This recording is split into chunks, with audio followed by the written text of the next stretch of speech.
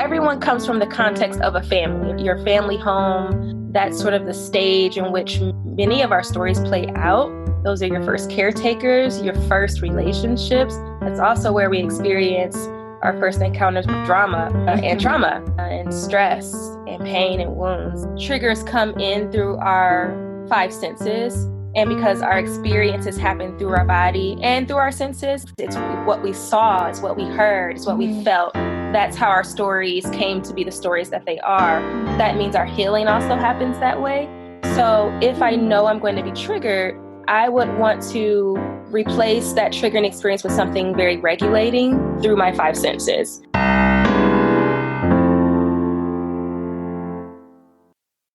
Dear Family is a podcast hosted by Rachel Steinman, a writer, an educator, and a mental health advocate. And Rachel gets us up close and personal, so we feel a strong connection, familiarity, and comfort with her guests. So settle in and join us as we search for true healing and journey with Rachel and her most interesting guests. Hello, everyone, and welcome to another episode of Dear Family, the podcast. I am so excited about my next guests. I've had 3 generations, I've had parents and kids, but I've never had twins. So I'm really excited to bring you Nell and Tish. Stay tuned because you're going to love them. But before I bring you their awesome episode, I just wanted to say thank you. Thank you so much for listening and following and subscribing and writing those 5-star reviews, and also following me on all the platforms at Right Now Rachel, that's right with a W. And when you share this podcast with your friends and family, it means so much to me. Word of mouth is amazing. And I'm grateful to let you know that I am growing slowly and surely, but growing, and it's awesome. Please remember the importance of your mental health. Sometimes we forget when we're talking about this pandemic that, yes, our physical health is incredibly important, but so is our mental health. Make sure you're doing well. If you need help, reach out and ask. We're going into the dark days of winter. It really is darkest before the dawn. So hang in there, be safe, wear that mask, and we're going to get through this together. Nell Doherty and Tish Granville are Twinpowerment, identical twin sisters who empower others to get past trauma. They're both licensed professional clinical counselors in the state of Ohio where they practice, and they specialize in the treatment of most clinical disorders, mainly focusing on trauma and inner child wounds. They treat depression, anxiety, eating disorders, substance abuse, and anger, and they discuss how therapy is seen in the Black community, the benefits of faith-based therapy, the study of epigenetics, our family origin stories, and so much more. You're going to be fascinated to learn how trauma roots in our body and how we need to use our 5 senses to root it back out. Their somatic holding videos on their Twinpowerment Instagram and TikTok channels have gained them a loyal following. Nell, a former teacher, is married with a 5-year-old daughter, and her twin Tish is married with 2 boys. And they call themselves crafters, and they love to practice self-care, and they are honestly adorable together. I know you are going to love this episode, so enjoy. Welcome, Nell and Tish. I'm so happy to have you here. Thank you so much. Thank you for having us. A friend of mine, her name is Heidi Hansen, another Dear Family podcast guest that I interviewed, said that I had to check you out on Instagram. And I started following you, and I just love your videos. They're so soothing and relaxing. And I'm so grateful to have you on the Dear Family podcast. So thank you. Thank you so much for having us. We're honored to be here. I love that because it's a podcast about family. I haven't had twins yet, so that's very exciting. Okay. Are you identical twins? Yes. Yes, we are. Do you mind introducing yourself to the listeners so they might be able to decipher who is who? Okay, yeah, for sure. I'm Nell Doherty. I am the older twin by a minute. And I am a licensed professional clinical counselor in the state of Ohio, where I practice treating all types of disorders, trauma being my fave, the one that I consider myself to be an expert in. And I've been doing this for 10 years, but I've been in the mental health field for longer than 10 years. And before that, I was doing some teaching. I'm married and I have a 5-year-old, and I love connecting with people. I love connecting with nature. I love connecting with my body, all of those great things. I'm a former teacher too. I taught kindergarten and first grade and then substitute taught all the grades. What grade did you teach? I did. I was a assistant teacher with kindergartners and fourth graders. And then I was a lead teacher with preschoolers from 18 months to 3 years old. This is Tish here, Tish Granville. I also am a licensed professional clinical counselor here in the state of Ohio. I split my time between two practices, a larger outpatient Christian counseling organization called Emerge in Akron, Ohio. And then I do some contract work at another faith-based practice, smaller practice called Healing Care Counseling. And at both, I specialize in trauma and family of origin issues, anxiety disorders, mood disorders, also relational issues, attachment disorders. I love working with boundaries, and I love all of the expressive and experiential techniques. So things that incorporate outside of the box, outside of talk therapy kind of interventions. And I love being in a faith-based environment as well, and integrating those faith-based interventions with the other evidenced interventions. I'm also married with 2 boys, a 5-year-old and a 2-year-old. And I'm married to a musician, so we have a very interesting family dynamic. And for fun, I just love reading and watching TV. If the weather's nice, being out in nature, getting that fresh air and scenery, and also getting some physical exercise that way. And I just love all things self-care, anything that markets to people who love self-care. I am enjoying trauma treatment and work and walking alongside people in their stories, and also just continuing to get to know my own story, because I have one too. Wow. You have a 5 and a 2-year-old. So thank you for showing up today. We are recording on the weekend on a Sunday, and I do appreciate you making time for me. So thank you. You mentioned family origin stories. Tell me what that is. Everyone comes from the context of a family, your family home. That's sort of the stage in which many of our stories play out. Those are your first caretakers, your first relationships. That's also where we experience our first encounters with drama and trauma and stress and pain and wounds. And so family of origin really is just taking people back into their family context and exploring who am I based on my family story. What kinds of family stories do I have?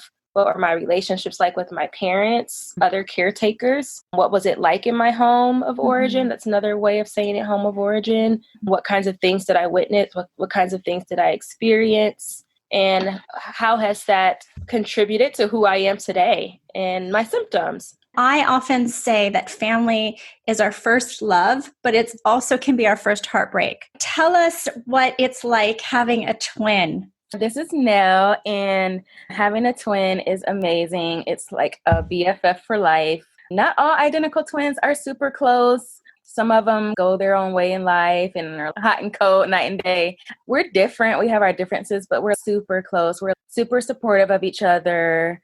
We are on the same wavelength with a lot of things, and we have a similar interests, similar goals, similar thinking processes when it comes to certain things. And it's just nice because we can help and support each other a lot. We made a pact with each other, and we have our kids. We're not going to leave each other in the cold. It doesn't matter if you call me 2 seconds before you got to go somewhere. We're always going to look out for each other and each other's kids. So it's a blessing to have her, because being a mom, it's hard to find a reliable source sometimes. So I'm glad that we have each other for that too. It's nice for your kids, for sure. Are there any other siblings in your family?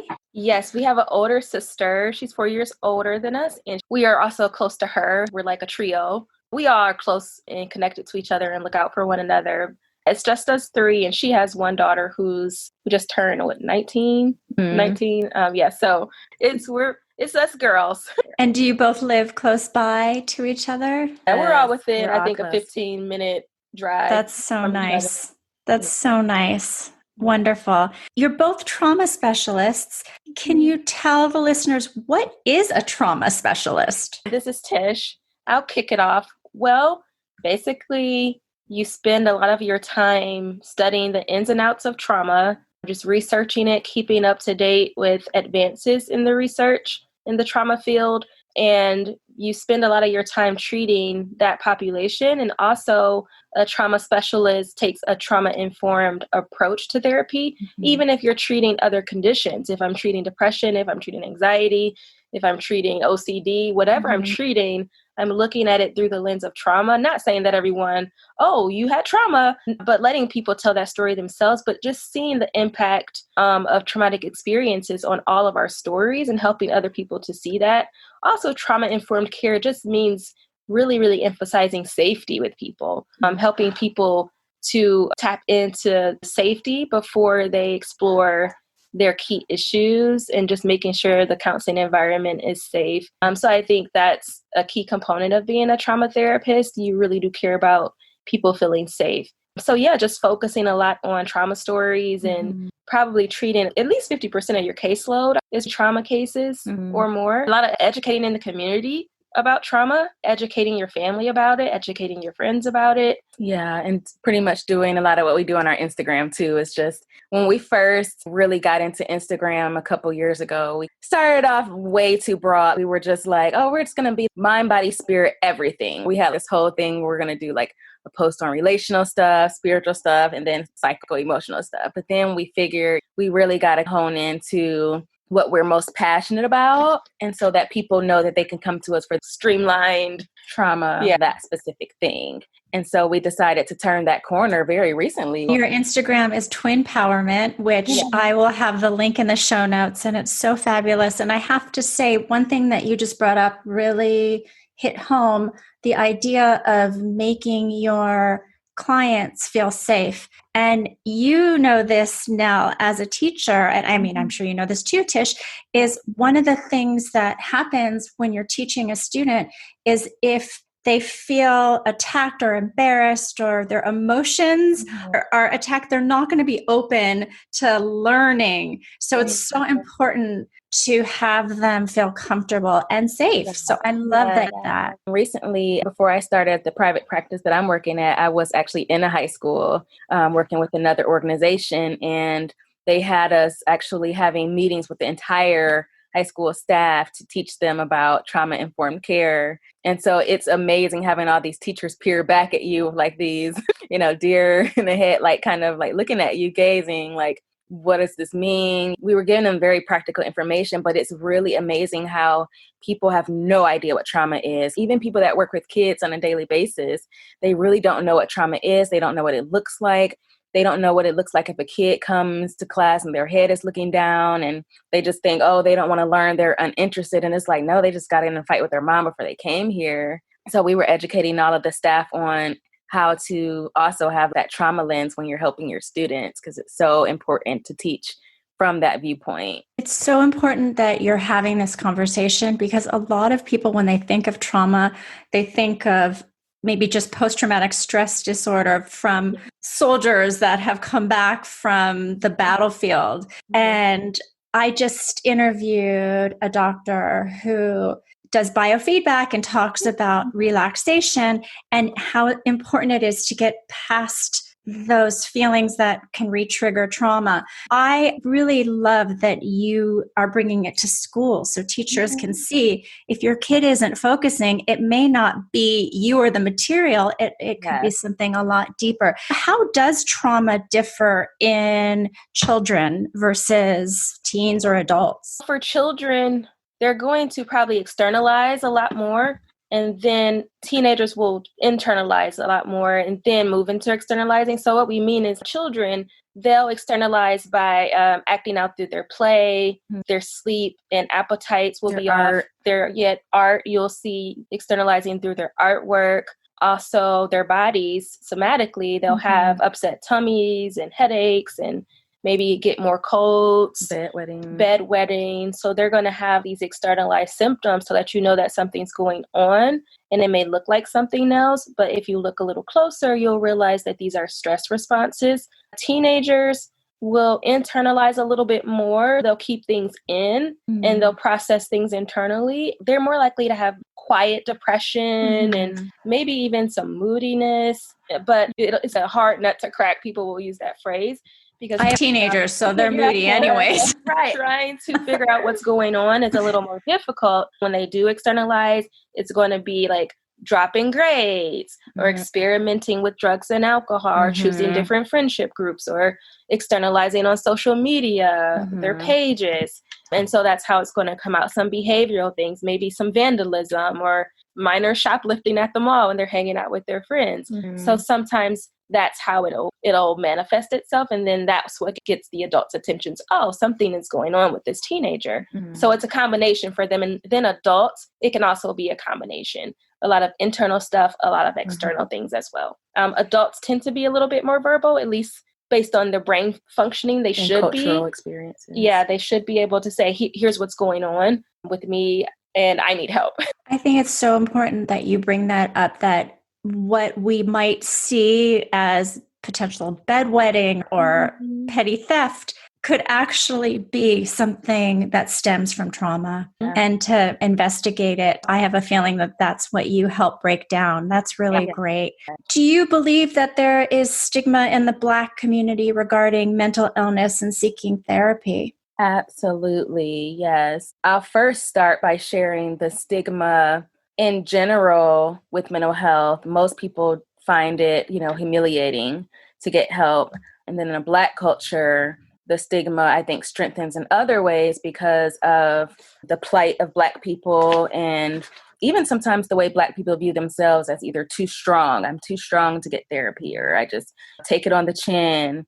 Or I wouldn't even say just in Black families, but in other families too, they learn whatever happens in the house stays in the house. And so it's that you don't talk about what goes on in your private life because it's your stuff. But the stigma, even becoming mental health therapist, was very strong too. I remember when we told our family about it and they were like, what you want to be therapists for? And that isn't that weird? You don't see a lot of Black therapists, which is unfortunate. I don't know what the reason is for Blacks not wanting to enter the field, but I know on the client side, most don't want to get help because they just see it as a form of weakness. Yeah. And one of the myths about Black people is that Black people don't feel pain, or that Black people are impervious to pain. And so I think that's how Blacks were treated hundreds of years ago. They were treated based on that idea that, oh, you can take this treatment because you don't feel pain. And so I think that became an internal belief that many Black people carry, is that, oh, my oppressor told me I don't feel pain, so therefore I don't. And so it's very easy for people of color to suppress their pain, to not feel it, or to choose to ignore it or to minimize it, and to instead take on themes of strength.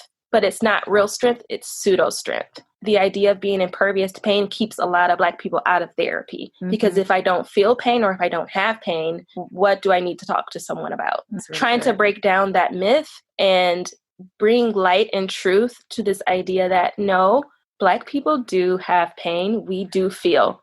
We feel. We get depressed. We get anxious. We grieve. We mourn. If we stub our toe, we will scream. Yeah.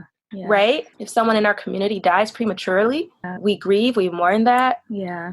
We are creatures who feel pain. Yeah. I'm so happy to see you beautiful women sharing yourselves with your community. I do think we need more people of color therapists, because that cultural sensitivity is really needed in the community. And maybe a client might be reluctant to go to a white man because they think he can't understand what she's been through. Here I am, I'm a white woman, I'm an ally, but I can't speak for people of color. But I will say that what I've heard is if a person of color is depressed, they might be seen as lazy. They don't have that room to say, I need time for mental health days. That's what both of us are doing, to say our mental health is just as important as our physical health. Wow. Yeah. I'm so glad that you just said that, because that's something we want to learn more about, the differences in how we experience different mental health. And I know working with Black teenagers in a predominantly Black high school, they wanted us to treat all of these kids on a clinical level. And I was just saying, like, these kids, what we need to assess doesn't look the same as what they're presenting, because they don't show the same signs of depression or anxiety as other racists might. And so I was trying to educate some of the staff on, they may not have super clinical issues that are diagnosable. They really may just need a mentor or other things. But I also speak to the fact that being a Black therapist is very challenging when working with Black clients, because we know the truth and we know the stigma. And sometimes they're sitting in front of us and I'm like, hello, come on, let's go, let's work. And they're sitting there like a wall. And that's tough too, because I love working with the white population and the Hispanic population and other populations, because sometimes they seem a little bit more willing. And as a therapist, so you're having to break down those barriers. Absolutely. Yes. It's unfortunate, but Black kids that are depressed may look on the outside to someone that doesn't understand as disruptive or a problem. Whereas if you compare that to a white kid, they might have more room to say like, oh, he's just depressed. We have to work on equality. I'm glad that you bring that up too, because a point that I was going to make was that Blacks with mental health challenges are often criminalized. A Black person with depression or PTSD in the community, it will look more like criminal behavior that needs to be punished. Some of these crimes that impact the community at large, if it's a white person, there'll be more willingness to entertain the mental health idea. Like, oh, there must be some mental health issues in this person's background. A Black person, that's the last thing that's considered. Or even Black addiction. Black addiction is criminalized. If Blacks have addiction issues, first stop is jail. If a white person has addiction issues, oftentimes first stop is rehab. We've got to change these narratives and see Black people as having the same mental health breakdowns as anyone else. We need to have these uncomfortable conversations and be open about it. Thank you for allowing me to talk about that. And I'm wondering what your thoughts are about epigenetics. I recently had the pleasure of interviewing Adam Frankel. He was Obama's speechwriter, and he talked about his family history. His family survived the Holocaust. Wow. And it resulted in family members down the line having a lot of issues. And he brought up a term I had never heard of before called post-traumatic slavery syndrome. Do you want to talk about epigenetics with trauma? Absolutely. This is Tish. These are very hot topics now, very intriguing topics. Epigenetics is this idea that there's this idea of gene expression. So it's not that genes are changing, but our ancestors who have gone through different traumatic experiences, it can change the way the genes are expressed as they procreate. And future generations can have similar traumatic responses and reactions, even if they hadn't experienced what their ancestors experienced.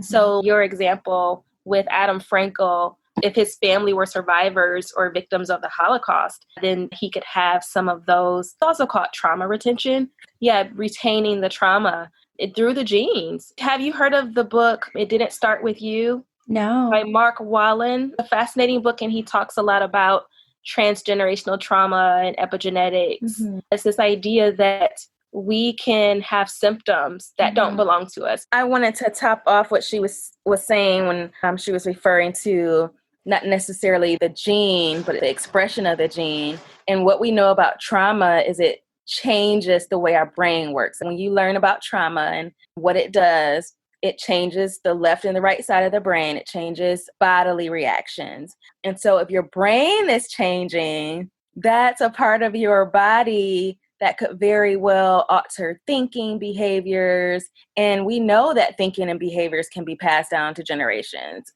We know that anxious thoughts, depressive thoughts can be passed down. So really taking that philosophy and saying, if I'm thinking on a trauma base, or if I have trauma and it changed my brain, then of course that can be passed down. genetically too, because we know behaviors. Personality. Yes, and personality. Yeah. It's a kind of a combo too, because just say your grandfather survived the Holocaust and he was very anxious, his behaviors would probably pass down. And so there's that environmental aspect as well. I have a feeling you would agree that the good news is that we can cut that generational trauma, which is what you're doing. Yep. Yes. By first noticing what's happening in our bodies and starting to realize our bodies are containers for our stories and experiences. Once we realize that, we can start interrupting this transmitting of trauma from person to person, body to body, because that's also how it transmits, body to body. Like me sitting next to her, I could transmit things to her. Like just through energy? Like Also just through the routine reactions and responses. If I'm constantly anxious, her body has to adjust to my anxiety if she's having to live with that. And her body will start to change and express itself differently to adapt to me. Our bodies in community with one another, we have to also be aware of how that's changing. And then, of course, if you procreate, you have another major level of transmitting that's happening and transference that's happening. So we have to educate people about, hey, get to know your body, get to know what's going on with your body, and what are you transferring? And also, what are you containing that belongs to someone else? Women are born with all of their eggs, right? So my great-grandmother had all of her eggs, which means my grandmother was there, and then my mom was there, and then I was there, because of the eggs are already there. So when you're a baby. And you're born with all of your eggs. You have them already when you're in your mom's womb. So that's 3 generations already in just one place. Whatever grandma was going through, like an abusive marriage while she was pregnant with my mom, I was a part of that experience. Yes. You have transmitting going on right then and there. Can you tell us what some trauma triggers are and strategies that you use to cope with those triggers? This is Nell. And so trauma triggers are going to be the reminders. So depending on what your trauma is, and I would even say looking at a regular experience, it's not a traumatic experience. Say you have fun and you go hiking one day. It's not going to necessarily be a trigger, but it'll just be a reminder the next time you see a tree or a trail, you're going to be thinking about that experience. So when you flip it to a trauma experience, you have the event that happens, and then you can have either smell, something that you see, something that you hear, like a song, a sensation in your body, or just a flashback or a memory that reminds you of that trauma. So the trigger is pretty much the reminder of the trauma. And they typically can happen at any given moment. You don't have to be wishing for it or wanting for it. It can just happen. When we get into educating clients about their triggers, we'll ask them, like, do you know what your triggers are? If they don't know, we'll start exploring what the trauma is and what some of the possible triggers may be. Some people don't know their triggers specifically, and that's where the education comes in, because the best way to overcome your trauma is to start learning your triggers. Let's say I was in an abusive relationship and one of my triggers is hearing about it or seeing it. If my friend is going to take me to this movie that's about domestic violence and she doesn't know, or I don't know my trigger, I'm going to go there and be sitting there triggered the whole movie. But if I know my trigger, then I'm going to be like, I don't think that's a good movie for me to see right now. So knowing your triggers will keep you from getting yourself into situations where you're reliving the experiment when you're not prepared to cope with it. Just say you know your trigger, but you still go to see that movie, not knowing necessarily that it's about to be triggered. What would a coping mechanism be to deal with what might come up? Because triggers come in through our 5 senses, and because our experiences happen through our body and through our senses. For instance, I couldn't be traumatized visually if I was blind. It's what we saw, it's what we heard, it's what we felt. That's how our stories came to be the stories that they are. That means our healing also happens that way. So if I know I'm going to be triggered, I would want to replace that triggering experience with something very regulating through my 5 senses. So that's where mindfulness and grounding come in. Listen to things that are soothing, visualize things that are soothing, your sense of smell, enjoy things that smell nice. explore different sensory things like a warm blanket or something fuzzy, squeezing something. That's what helps ground us and redirect us away from the triggering experience. Breathing, of course, getting back into the breath. Our breath connects us to the present moment because you can't breathe in the past and you can't breathe for the future. You can only breathe now. Right. So that's a very mindful, present, here and now thing to do. Lots of very mindful things if you know you're going to encounter triggers. I've been in 2 car accidents, and every time I drive past where they've happened, it's amazing how all the memories flood back. I understand what you're saying about how it's this trigger brings you so back into that moment, and you start feeling sweaty, you start remembering. It is an important thing to recognize. And so when I'm driving and I get there and I go, okay, this is why I'm acting this way. Yes. It's very helpful. Be ready and prepared with that too. If you know you're headed that way, taking a few deep breaths or having something to manipulate like a squishy. The brain has a role in triggering trauma. A part of the brain called the amygdala cannot tell time. It's a small almond-shaped and sized organ in the middle brain, and its job is to stamp everything as either threat or safe. And trauma causes a mix-up in the wiring where things that are supposed to be safe, the amygdala says, no, that's a threat. And things that are a threat, the amygdala reads it as safe. That's why you see women who have been in abusive relationships, they continue in relationships like that because now their amygdala has things confused as to what's a safe relationship and what is not. But the brain plays a role in that. The brain cannot tell if something necessarily is safe or a threat. So that's why maybe the car accident happened 10 years ago, but your brain is telling you, no, it's happening now. It's happening now. React. Because that part of the brain can't tell time and it can't differentiate. Tish, I've never had anyone explain that to me like that, about why a woman would go back into a relationship that was abusive after she knew her other previous relationship was horrible for her. That's really interesting. Can you tell us what faith-based therapy is? It's kind of implied in the name. It's therapy that utilizes faith-based interventions or that just welcomes a person's faith into the therapy. So if you're a person of faith and you want to bring those experiences into the room, faith-based therapy allows for that. If you want to talk about your spiritual disciplines, if you want to talk about how your faith was impacted, if you want to talk about your higher power or your view of how your higher power has assisted you in surviving a certain experience, faith-based therapy makes it permissible and comfortable for you to explore that. Also, faith-based therapy might mean that your therapist also is a person of faith and they get faith-based things and ideals. And they also can guide treatment to center around those kinds of interventions. So prayer might be used, scripture might be referenced, faith-based topics will be explored fully, books will be referenced. And also a key thing is incorporating faith-based interventions into already evidence-based models. So for instance, if I'm doing cognitive behavior therapy, if I'm incorporating faith-based principles, I'm going to talk about scriptures that talk about how we need to manage our thoughts. So I can incorporate that into cognitive behavior therapy. I could incorporate it into maybe EMDR, movement desensitization and reprocessing therapy. I could talk about how God created the brain to function a certain way and how trauma interrupts the brain in the way the brain functions. So lots of things. You could breathe in a scripture and exhale a fear. There's so many cool things you could do if you practice in that way. There's something about spirituality and knowing that there's something bigger than yourself that lets you know there's a higher purpose. I love that you do that. Do you practice that? Yes, I do. The organization that I practice at allows for that because all the clinicians there are people of faith and everyone that comes there is not. We have people who have no faith at all, atheists. We have people from different religious backgrounds. We have people from all walks of life who may say, no, I don't want that to be a part of my treatment.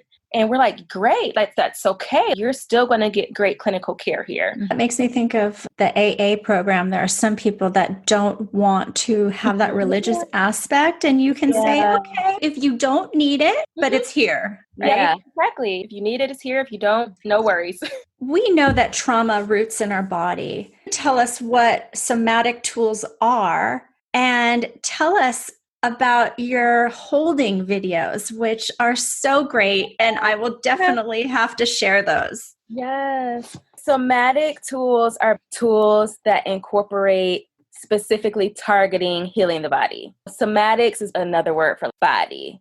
It's what we feel in our body, our skin, our organs, all of our extremities, our blood, everything body, how the brain works, the miracles of the body, how we heal when we get a cut, how we fight off germs when we get a cold. I love this form of treatment because, like Tish said earlier, a lot of the experiences that we have and the things that happen to us through one of our senses or to our bodies. And so, not against cognitive behavioral therapy or any of the brain forms of therapy that target thinking, but it's very hard for a person who experienced a body trauma or a sensory trauma to immediately start trying to conquer their thinking or challenge their thinking. So somatics is saying, let's start with the body first. Let's work with your body. Let's strengthen the relationship with your body.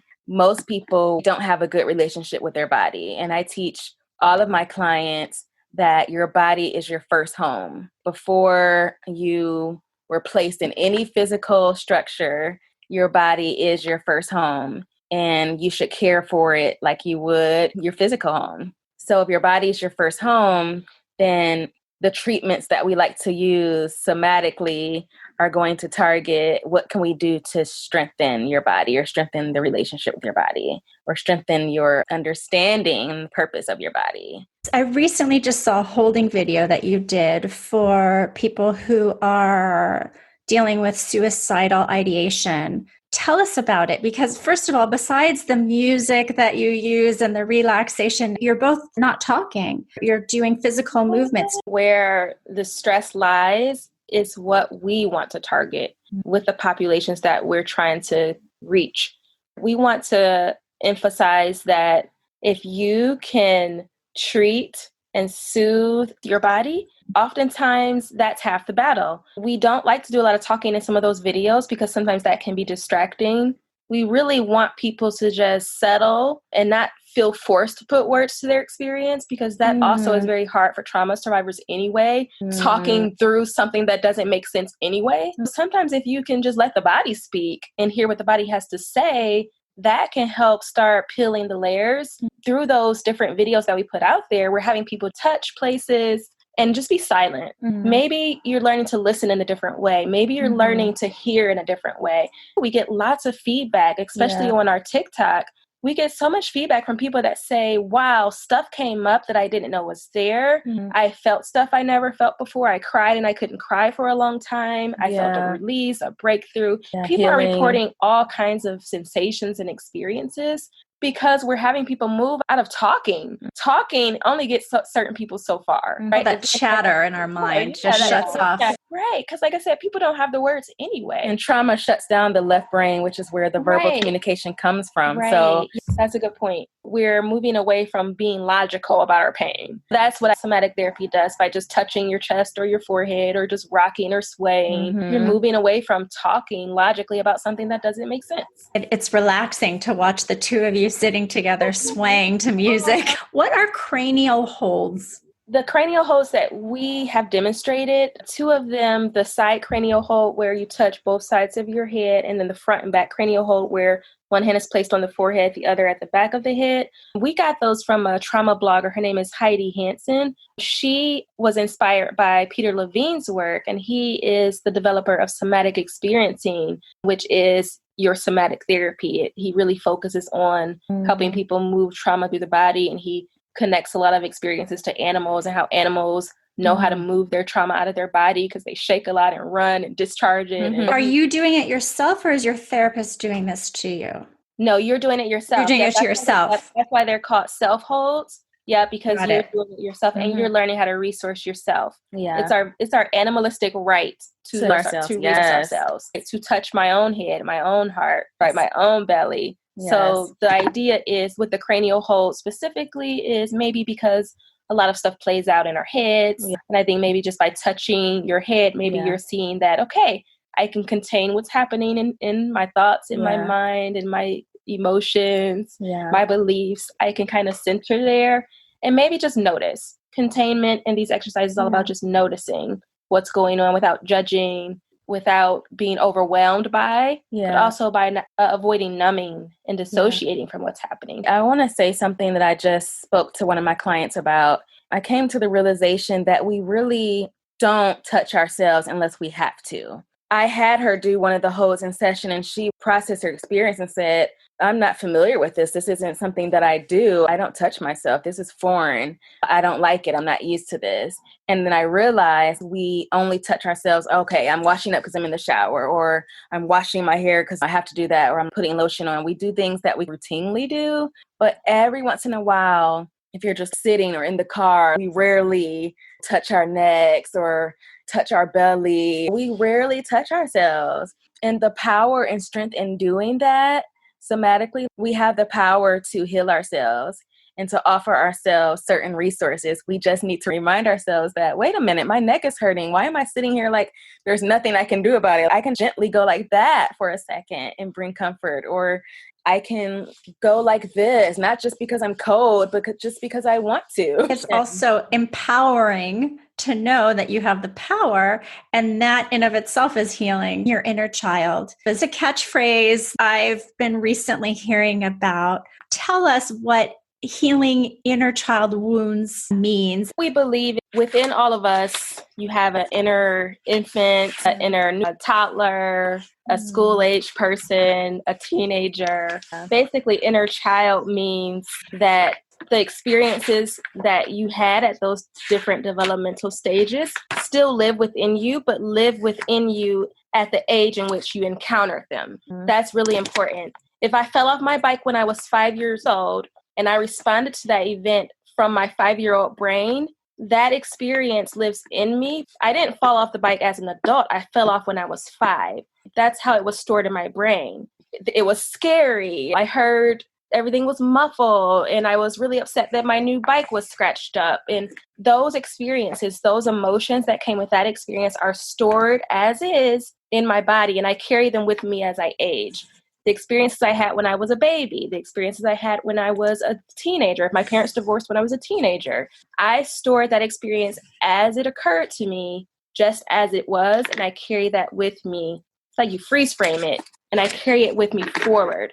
So inner child healing means you have to go back to how you experienced something and heal it at the place that you were. So I have a lot of adults who have a lot of inner child wounds, and what I found is when you try to do all this adult-based stuff with them, they don't get it. The wound happened when I was 6, but you're teaching me all these adult techniques, and they're not registering because that inner child is just like, nope, that's not going to work. So sometimes I have my adults do things a 5-year-old would do, or do things an 11-year-old would do. Maybe color, maybe go to the park and get on the swing, maybe go to Build-A-Bear and buy you a special bear, because you have to meet yourself at the place where the wound happened often. I have the book in front of me. It's a book called The Recovery of Your Inner Child by Lucia Capacchione, PhD.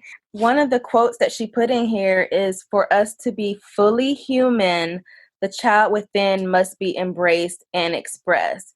So I would go as far as to say, you don't even necessarily have to have a wound to heal or something serious to work on. Everybody should embrace their inner child for the sake of surviving adulthood. Seriously, for me to be an adult, I have to have some childlike experiences. On Saturday mornings, that's when I'm watching cartoons and eating cereal out of a big bowl. I had one client tell me this week that every night she'll watch something like Full House or Sister, something just very remedial. We don't always need to watch these very stressful, drama-filled things. We have to embrace that childlike stuff. Just to be human is to embrace the inner child and express those things, because really our feelings She says in here, when we fail to nurture our body and soul, we neglect the inner child within. When we ignore our true feelings, we are ignoring the inner child. I think the inner child in general is just those parts of us that want to be expressed in an uninhibited way. Not this whole don't cry, suck it up, be strong. She also says in here, if you feel that impulse to skip, but you're scared people are going to look at you funny, or if you feel sad and you want to cry uncontrollably, aren't those things kids would do? My daughter is 5. She's not asking me permission to skip around the house. She's not asking me permission to cry because I told her no. Like, those are things she does naturally, and those are things that we should do naturally too. That word that you just said, inhibition, allowing yourself to just be a kid, be free, be happy, skip. We all could use a little bit more of that. You treat substance abuse issues.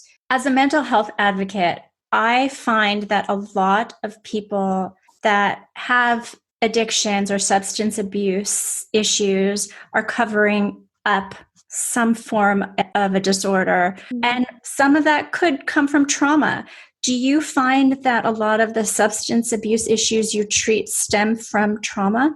Yes, this is Tish. Absolutely. There's plenty of research to support what you're asking. A lot of addiction is actually seen as just attachment issues that date way back. One person, I think it was Gabor Mate, he says that addictions are people replacers. So when people failed you over and over when you were a child, addictions can become your people replacers. People are insufficient and people are not dependable. And so the addiction becomes the source of comfort. The bottle, the pill, the cigarette becomes the source of comfort. It's like a warm hug. Another person, I cannot remember whom, so I could quote them, said that, going back to the inner child wound, bars are just full of a lot of people in grown-up bodies who have these inner child wounds, and they're trying to find ways to self-soothe. Yeah. So I absolutely agree that there's something about addiction that links back to some unprocessed pain. As trauma therapists,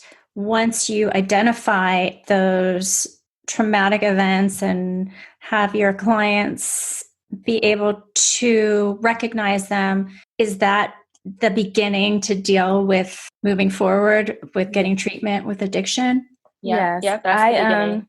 When I do a lot of my trauma psychoeducation with my clients, I like to work from the inside out versus the outside in, depending on what the situation is. But for anger, for instance, a lot of people go to therapy for anger management. And I'll tell you why, in my professional experience and just knowledge of it, it does not work, because anger is not the primary issue. There's usually a whole bunch of other stuff under there, like shame and guilt or rejection or abandonment, all these other things. And so we're trying to deal with anger. That's not the main thing. That's the result. I feel the same way about addictions and other types of behaviors that I see when people are acting out or acting in. Let's deal with the root, because we know if you're gardening, you get the root out, you've gotten rid of the whole problem. But if you just clip off some of the edges or what's showing on top, that's not going to do anything. We get to the root of the issue. Most of the clients stop doing the other stuff anyway. They heal what was really hurting, and they're like, oh, now that I've dealt with that, I don't even need to do these other things anymore. I love that analogy. Cut down on your tea if you can go down to 2 per week.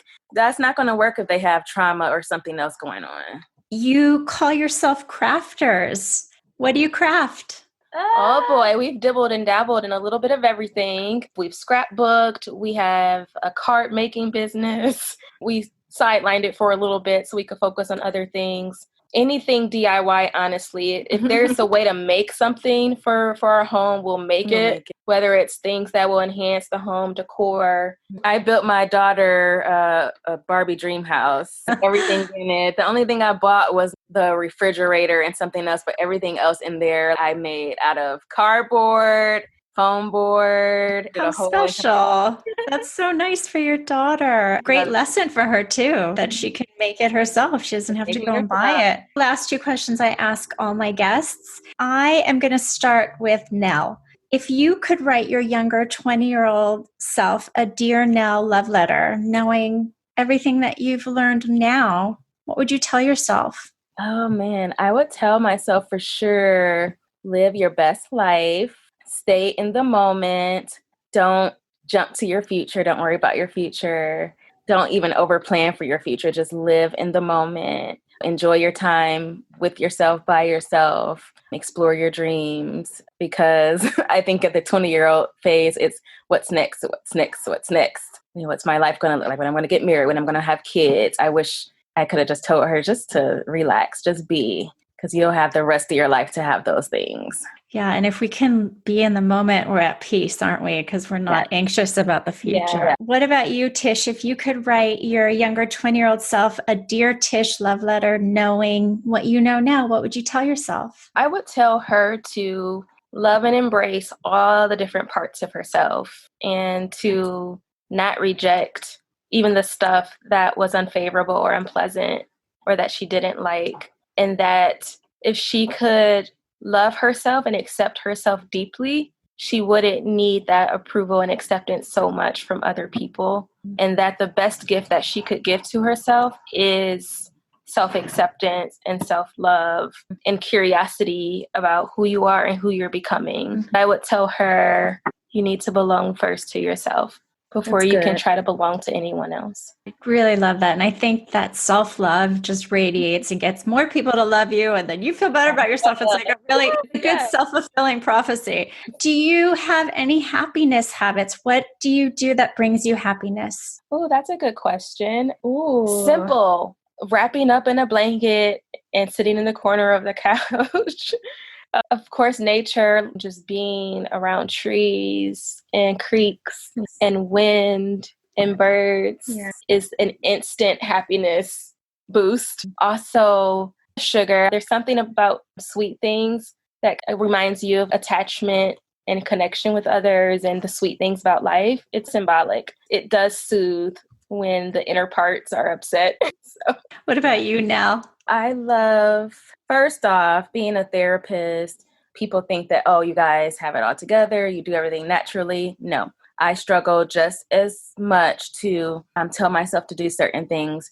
But when I do get into my self-care, I really like a nice skin routine, like really like taking care of my face, or sometimes even the simple things like just putting on lotion. I love candles, sipping wine, watching a good show like Full House after I put my daughter to sleep. That's self-care for me. And I love being out in nature. I love, long drives and reading inspirational things and looking at positive imagery and being on Pinterest. It sounds like crafting brings you guys a lot of happiness too. Doing things with your hands, you lose yourself. No. Well, this has been amazing. And for the listeners who didn't get to see you on Zoom, I have loved looking at both of you. You're literally arm to arm, attached to each other, smiling. You talked about the energy transferring. I see that. And it's such a beautiful relationship. And such my pleasure to get to know you. And you really taught me so much. Thank you. Thank you for having us. Thank you for your positive spirit and your warm smile. It's been nice to connect with you and share this conversation with someone such so bright as yourself. So thank you so much. Oh, you're so kind. Thank you. Well, go enjoy your kids and enjoy nature. I'm going to do the same. And I hope one day to meet you in person. Yes, so too. I do hope for that. And thank you so much. Continue bringing that inspiration. Bye-bye. Take care. Take care. This is Rachel Steinman. For more information or to contact me with any questions, comments, or guest ideas, please check out rightnowrachel.com. That's right with a W. Thank you so much for listening, subscribing, and sharing, dear family. And if you found value in what you've just heard, I would love and so appreciate a great review on Apple Podcasts, Stitcher, or wherever you listen to your podcasts. Until next time, I wish you love, happiness, and good mental health.